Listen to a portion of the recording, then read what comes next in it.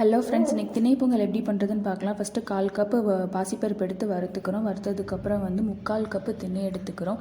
திணை எடுத்துகிட்டு 2 நல்லா கழுவி நல்லா தண்ணி வடிகட்டி எடுத்து அதில் நல்லா முங்குற அளவு தண்ணி சேர்த்து ஒரு 1/2 மணி நேரம் ஊற வச்சிடறோம். அப்புறம் ஒரு குக்கரில் 4 கப் தண்ணி சேர்த்து 1 டீஸ்பூன் கீ சேர்த்துக்கிறேன்.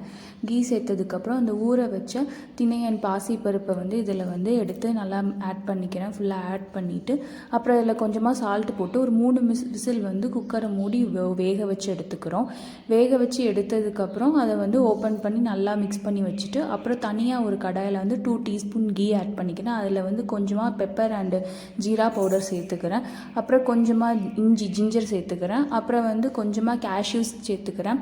நல்லா மிக்ஸ் பண்ணிவிட்டு அப்புறம் கொஞ்சமாக கறி லீவ் சேர்த்து நல்லா எல்லாம் மிக்ஸ் பண்ணிவிட்டு அப்புறம் அந்த பொங்கலோட மிக்ஸ் பண்ணால் திணை பொங்கல் ரெடி. இது கூட நம்ம சாம்பார் சட்னி வச்சு டேஸ்ட் பண்ணலாம்.